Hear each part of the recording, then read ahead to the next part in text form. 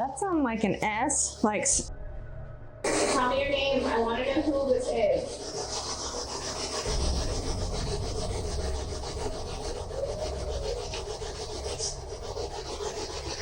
That sounds like an S. Like.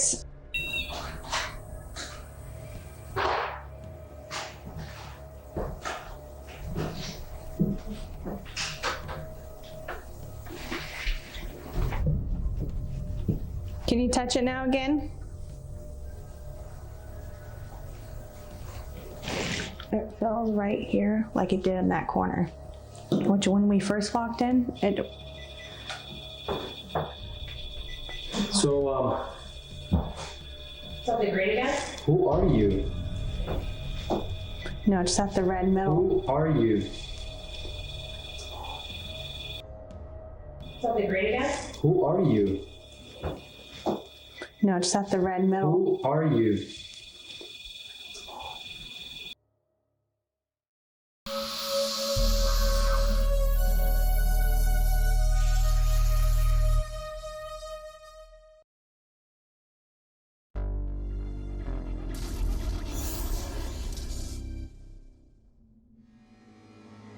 Since the time of the Egyptians, mortals have had a fascination with mirrors.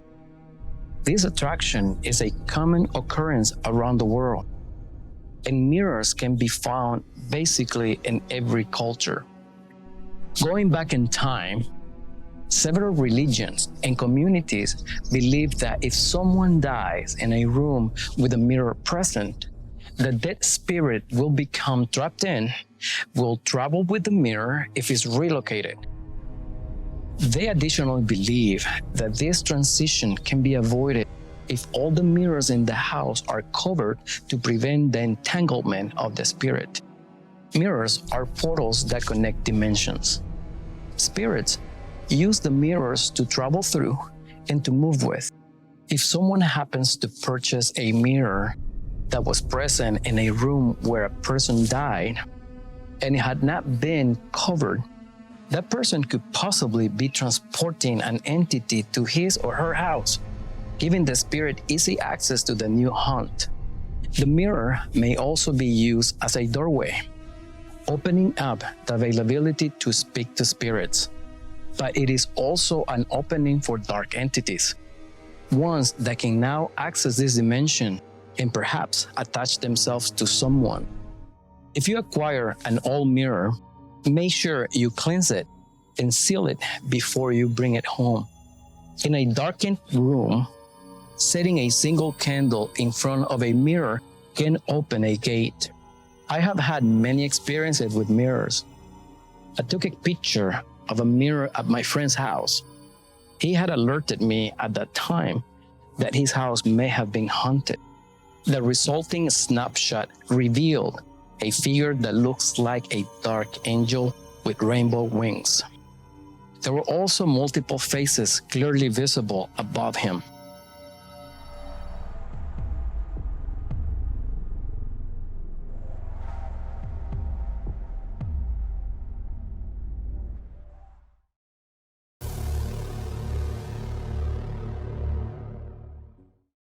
We are not going to show you the ritual that we do when we cleanse a house, because it is an intense process that requires the preparation of minerals, herbs, special incense, and other materials that we use when we do this type of work in someone's house. Before we started cleansing Jimmy's house, Chelsea wanted to do one additional investigation in the girls' room. Sarah, how can we help you? Do we have to get rid of him to free you?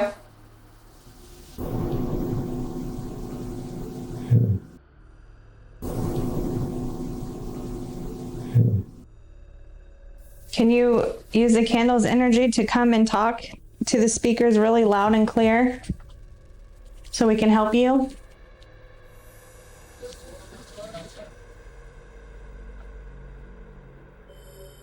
Why are you here?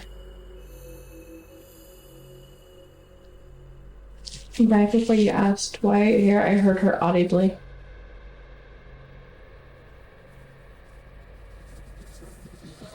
Lots of wind. Who is the male? What is your name? Are you ready to go into the light?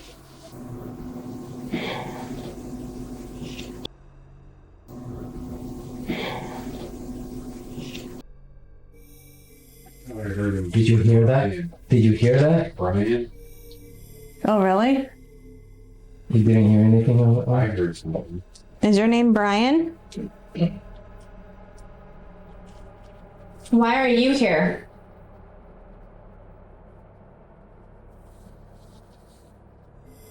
Why are you so angry? Did it again. You need to leave this place. You cannot stay here. It's me moving. This is not your home. You have to go. Can you see the light?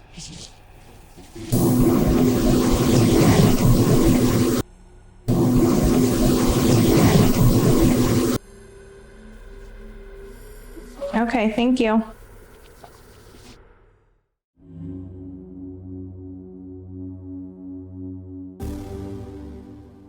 Sarah, how can we help you?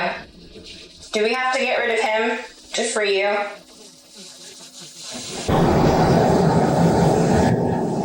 Who's that? Can you... What was that? Mel.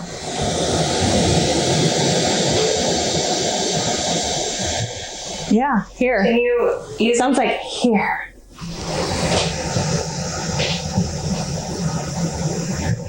Yeah. Can you use did the he candle's say? energy to come and talk?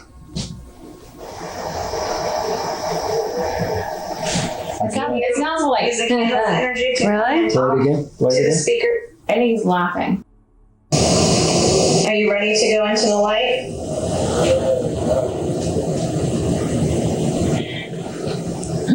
What was that?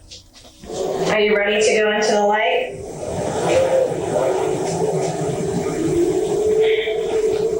And like another light. Again. Hell. Go into the light?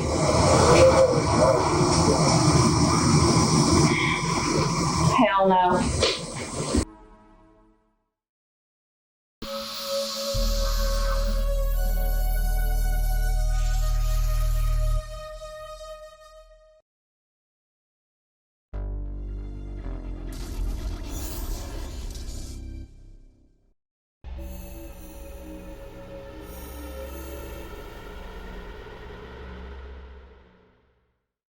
This next portal is very popular in Latin America, even though it has been labeled as diabolic. This portal opens a temporary door between our world and the next for 7 full days. Keep in mind that a gate open for that length of time may create problems. That temporary gate might be too tempting for some entities to pass up. That is why I always recommend to call on a spirit that you knew when they were alive. Asking questions with a yes, no, maybe, and I don't know answers. The pencils will indicate the answers by moving in different directions. I don't recommend attempting this portal, but if you do venture, I suggest calling someone that you knew very well, so no harm will come to you when asking questions. Many people have experienced feeling sick. Others feel a constant presence or like they have become possessed by the entity brought through the portal. Local news agencies have reported such disturbances. I have personally opened this gate many times, and the reception is almost 100%. I said almost 100% because how you ask a question is very important.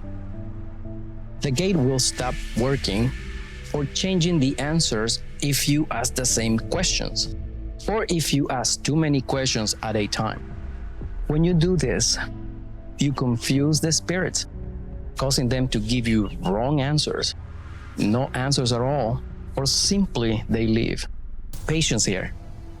You may be communicating with a weak spirit, one having trouble coming through the gate. They may need more time to answer. The beauty of this gate is that you can ask questions in your head. You don't have to say anything to the gate holder.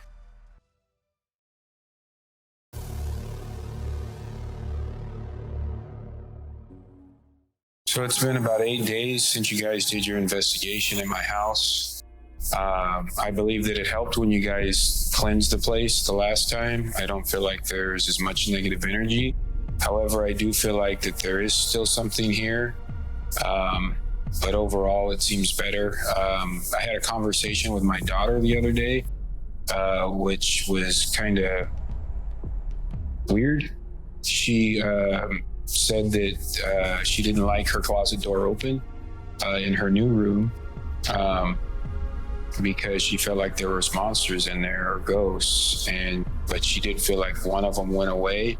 But she is 4. She may be telling stories, I'm not sure, but I myself feel like I'm a little sensitive and definitely feel like there is something still here, but it doesn't seem like it's as bad or as negative. So it'll be interesting to see what happens moving forward. I'm just a concerned father that wants to help my daughter as much as I can. The physical gate tools that we use to communicate with the dead are complicated and it can be risky. We need to treat them with consideration and respect. This has been a very interesting episode. We reviewed a few of the many spiritual gates that we have available to us, giving us the opportunity to continue the relationships with the people who have left us.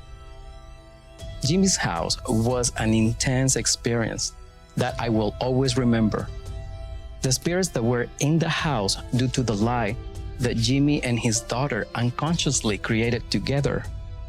That light opened a couple of doorways and attracted all sorts of entities.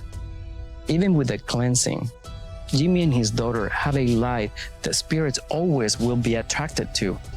We hope that after our visit, their future visitor will at least be of the more pleasant kind.